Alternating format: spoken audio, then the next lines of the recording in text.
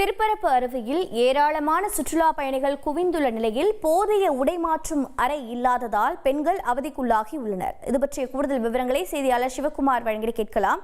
சிவகுமார் வணக்கம். தற்போது இந்த சம்பவத்தை தொடர்ந்து என்ன நடவடிக்கை மேற்கொள்ளப்பட்டிருக்கிறது? வணக்கம்.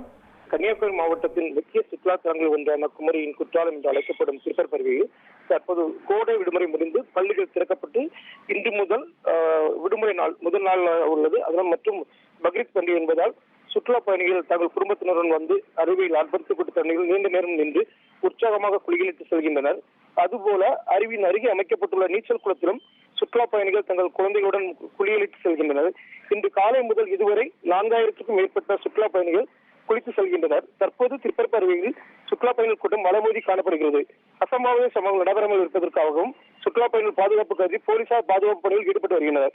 தற்போது திருப்பரப்பு அருவியில் அருகே உள்ள பெண்கள் உடைமாற்றும் அறை இடிக்கப்பட்டு புதிய கட்டிடப் பணிகள் நடந்து வருவதால் உடைமாற்ற அறை இல்லாததால் தற்போது பெண்கள் கழிப்பறையிலும் முகம் சுளித்தவாறு உடைமாற்றி சிரமப்பட்டு வருகின்றனர். எனவே திருப்பரப்பு பேரூராட்சி நிர்வாகம் தற்காலிகமாக பெண்கள் உடைமாற்றும் அறை அமைக்க வேண்டும் என சுற்றுலா பயணிகள் கோரிக்கை விடுத்துள்ளனர்.